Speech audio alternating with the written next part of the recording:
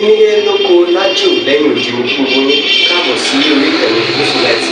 Mo kí yín pé ẹ káàárọ̀, ẹ káàsán, ẹ káalẹ́ ní ibi tẹ́lẹ̀ gbogbo tẹ́lẹ̀ àti láǹfààní láti máa wò ìkànnì Muhyideen.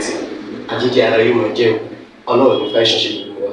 Ojú tẹ̀ fún wò wá àti títẹ̀ fún wò wá lòdì, kò sì ní fọ́nà ṣe ẹ ṣeun.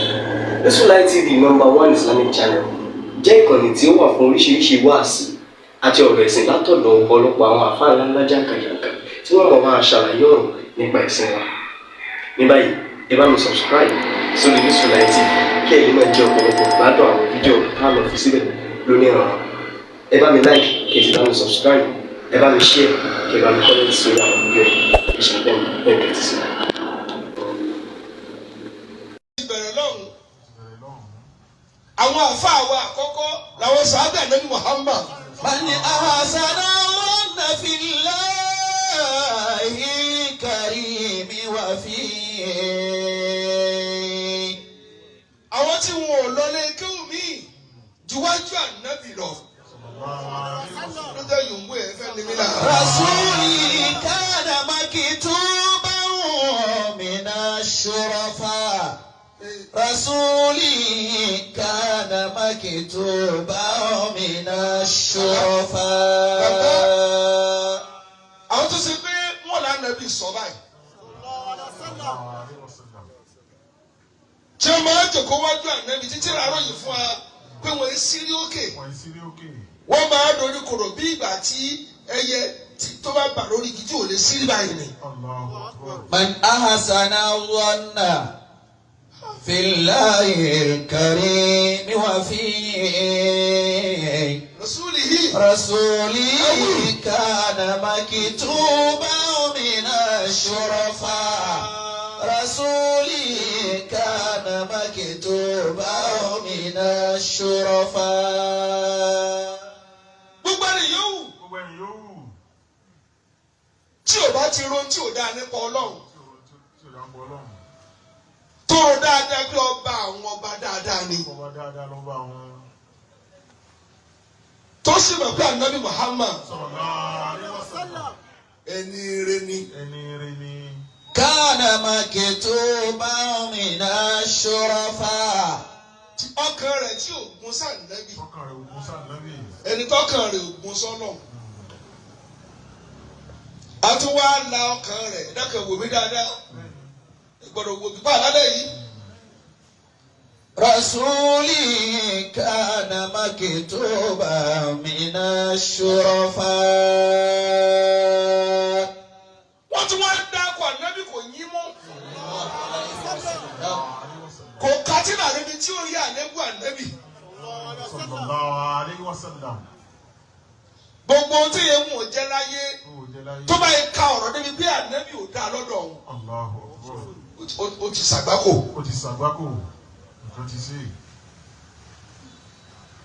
Jàmá èèyàn ṣe túlé níbi tí ó rí àṣìṣe irú Ànábì. Ẹ bá yòówó rẹ. Mani ahasana wana fillahi karimi wa abal Mustafa falahu. Gbogbo ẹni náà ẹ gbọ́ tó fẹ́ràn àwọn sàábì Ànábì. Ṣé ìbínú bàbá sí mo ní mọ́ ọ̀nà bí? Ló jẹ́ ní àwọn ọmọ kéwà àkọ́kọ́ tí wọ́n di àfa àgbà fáwa. Àwọn tí wọ́n bá Ànábì báyìí wọ́n sì gba ọ̀rọ̀ lẹ́nu Ànábì. Wọ́n jọ jagun ní ẹlòmíì ò lọ́wọ́ mọ́ nítorí Ànábì torí Islam ẹlòmíì ò níyàwó mọ́. Wọ́n pa mọ̀lẹ́bí ẹlòmíì rẹ̀ ẹlòmíì gba ọgbẹ́ tí ò san lọ́jọ́ òkú rẹ̀.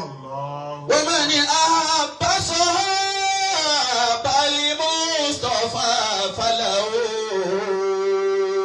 Ẹni náà tó bá fẹ́ràn àwọn sàhábà Ànábì. Lahu jannatu adnin Mabruk. yara fi dhilliha ghurafa. Ẹ bá wo dáko. Jannatu adnin yara fi dhilliha ghurafa. Tó fẹ́ràn àwọn sàhábà èèyàn bẹ́ẹ̀ dákun ẹ má kàn ó débi tí ò dáa. Ẹ ti fẹ́ kéwòn níbi tí ò dáa. bẹ́ẹ̀ bá kí oníbi tí ò dáa kò ní pàdé ọlọ́dáadáa. ẹ má kí oníbi tí ò dáa. àwọn tá a tó ká sọ àlébù wọn àwọn tó kọ́ kalẹ̀ kí wọ́n rìgírẹ́tì ẹ̀. من أحب صحابة المصطفى فله.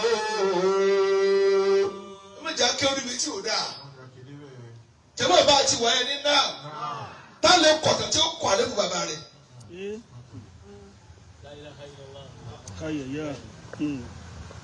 bàbá àpò yín mu tí wọ́n yí mọ́lẹ̀ ni.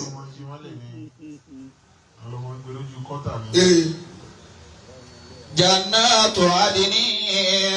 Ọ̀rọ̀ kọ́tà bàbá rẹ̀ tó ní máa ń nà yá àwọn. Bàbá ntọ́tò kù tí kúdà ti máa kọ ọ̀rọ̀ òkú pé báyìí lòkú ṣe ta ló kọ ní pé bàbá àwọn olú yá ń pa. Ntọ́fẹ́ lè mú àtàǹfà sí òbí wa pamọ́ ẹ̀ tú àṣírí sáré. Jannatu adni yara fi dhilliha ghurafa. Wa man yakun bagidan fihim fa inna lahu. Gbogbo ẹni náà tó bá yẹ ẹ̀jẹ̀ àwọn sáadé wọn ò yẹ ẹnìkan kan lẹ̀ tó kórìíra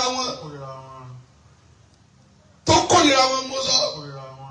Narul jahimi wa yudhi bakiyan asafa. Ìwé ni wíyí òwe náà náà kéwù. Fihim nujumul huda. Àwọn ìràwọ̀ tá a fi mọ́lẹ̀ lónìí àwọn ní ẹgbàdá rẹ̀ ti lára Nabi Muhammad. Fi kulli mawlamatin. Gbogbo tí ń jókòó ayé àwọn náà tàn mọ́lẹ̀ sí. Ìwé ń bẹ̀ tí ẹ kún nígbà tó gé méjì dédé. Wallahu hasbiya fima qultu wa kafa. Ó ní mo kẹ́ tí mo sọ lé Ọlọ́run ti tó mi. Wallahu hasbiya fima.